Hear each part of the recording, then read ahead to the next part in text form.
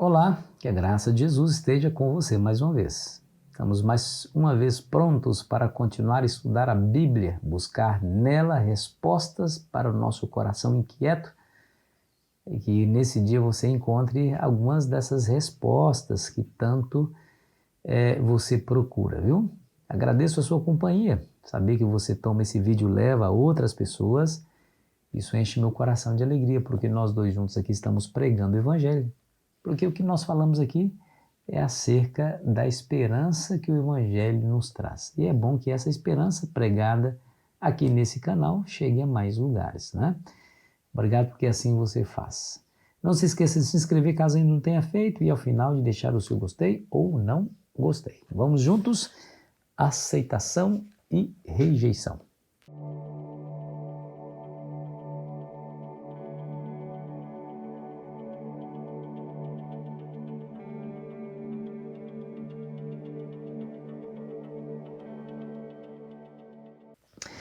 Eu quero dizer para você que Jesus ele não era um pregador que iludia as pessoas com palavras, como nós vemos hoje por aí.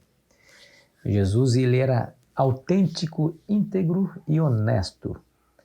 Falava não o que as pessoas gostavam de ouvir, mas o que elas precisavam ouvir.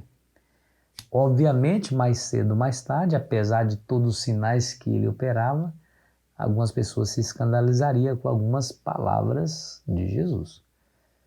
Mesmo que Jesus tivesse feito tantos sinais assim. E de fato aconteceu, né? Mais cedo ou mais tarde isso iria acontecer e de fato aconteceu. Jesus, depois da multiplicação dos pães, bom, quem é que não queria um rei como Jesus, né? Um rei que pudesse curar leprosos, né? Levantar paralíticos e até ressuscitar mortos. E além do mais, poder multiplicar os pães.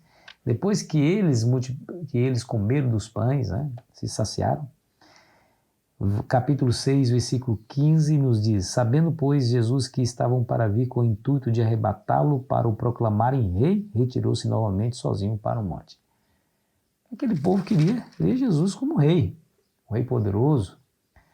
Um dos grandes desafios em uma guerra é curar os feridos e alimentar as tropas. E Jesus provou que podia fazer as duas coisas, né? Curando e alimentando. Aí a multiplicação dos pães. Então eles esperavam esse tipo de Messias, né? Um Messias que viesse e liderasse o povo de Israel à hegemonia mundial. Colocaria Israel como a nação mais poderosa da terra, expulsaria os invasores, os romanos, e os libertaria completamente. Mais tarde, o Senhor Jesus explica qual era o significado da multiplicação dos pães. Ele atribuiu o pão que eles comeu a si próprio, né? O verso 35 diz assim: declarou-lhes, pois Jesus, eu sou o pão da vida, e o que vem a mim jamais terá fome, e o que crê em mim jamais terá sede. E o verso 51 também nos diz, eu sou o pão vivo que desceu do céu. Se alguém dele comer, viverá eternamente. E o pão que eu darei pela vida do mundo é a minha carne. E aí veio aquela discussão, né? Jesus deixou claro que o pão era a sua própria carne, ou seja, o seu próprio corpo, ou seja, o seu sacrifício. Ele haveria de se sacrificar, dar o seu corpo, dar a sua vida em resgate da humanidade pecadora. Verso 54, quem comer da minha carne e beber o meu sangue tem vida eterna e eu o ressuscitarei no último dia. Pois a minha carne é verdadeiramente comida e o meu sangue é verdadeira bebida. Os discípulos e os fariseus, principalmente os fariseus, né, não entenderam essa declaração. Né? Como alguém pode comer da sua carne? O verso 52, disputavam, pois, os judeus entre si, dizendo, como pode-se dar-nos a comer da sua própria carne? Eles não entendiam isso. E por conta disso, eles acharam que esse discurso era muito duro. Verso 60, muitos dos seus discípulos, tendo ouvido tais palavras, disseram, duro é esse discurso, quem o pode ouvir? Dura coisa, né? Dura coisa. Por que é duro? Porque eles não esperavam um Messias que morresse, não. Ele esperava um Messias que vivesse eternamente, que para sempre haveria de reinar sobre o trono de Davi. Como assim o nosso Messias morrer? Dar a carne, dar o... Não, nós não queremos isso, nós não aceitamos isso, né? Duro esse sermão. E por conta disso, o verso 66 nos diz: à vista disto, muitos dos seus discípulos o abandonaram e já não andavam com ele. A pior coisa que pode acontecer é a rejeição, né? O sentimento de rejeição é a pior coisa, o pior sentimento que um ser humano pode ter no coração. As pessoas duvidaram de Cristo nesse momento e abandonaram a Cristo. Jesus olhou até para os discípulos e disseram: e vocês não vão, não?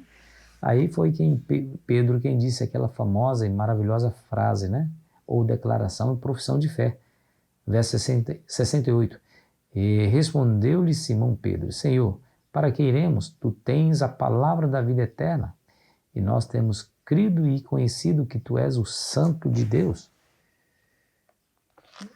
De fato, é uma lástima, é uma tristeza muito grande ser rejeitado pelo povo, mas Jesus não estava buscando a aprovação da multidão. O que Jesus queria era salvar aquelas pessoas, né?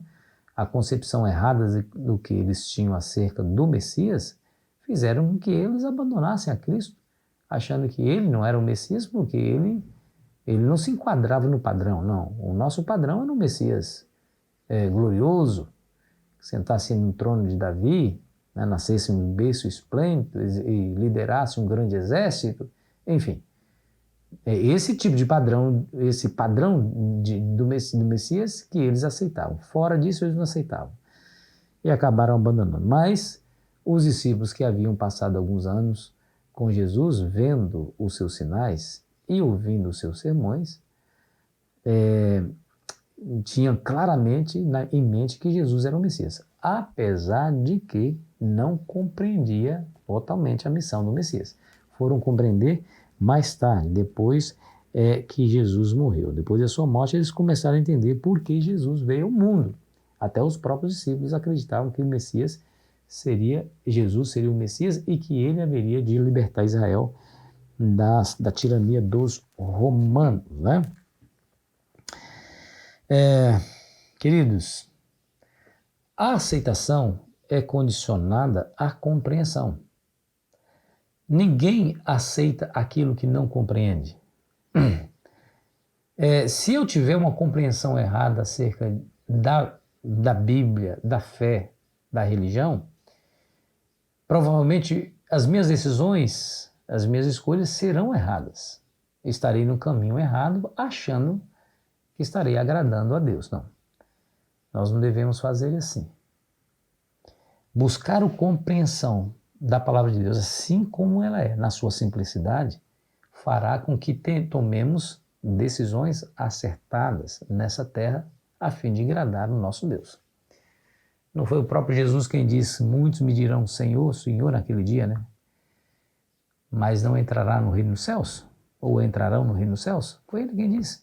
Muitos me dirão naquele dia: Senhor, não temos profetizado em teu nome, fazendo milagres em teu nome, expulsado demônios em teu nome? E eu vos direi abertamente: afastai vós mim os que praticai iniquidade, porque na verdade não vos conheço. Onde é que está isso, pastor? Está lá em Mateus capítulo 7, 21 a 23. Pode ler na sua Bíblia. Então, se você nutrir pensamentos errados acerca de quem é Deus, isso não lhe garante salvação.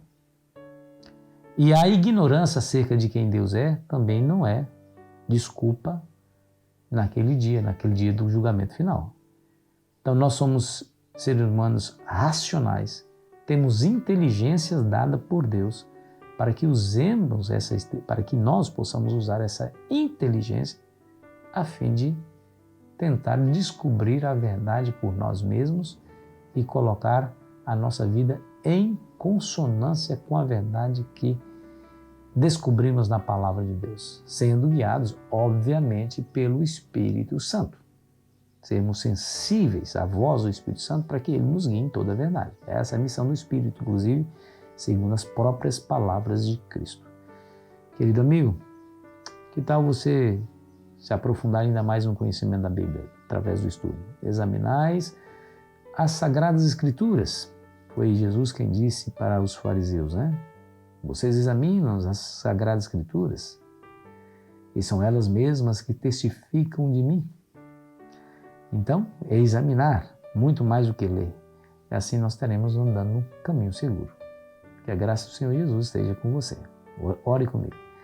Pai querido que estás nos céus, em nome de Cristo, queremos lhe pedir a tua bênção para essa hora, para esse dia. Nos dê a alegria da tua companhia, derrame sobre nós o teu Espírito Santo, para que possamos compreender a tua palavra, a fim de termos certeza dos caminhos espirituais que andamos, em nome de Jesus. Amém. Que Deus abençoe você. Tenha um ótimo dia na presença de Jesus.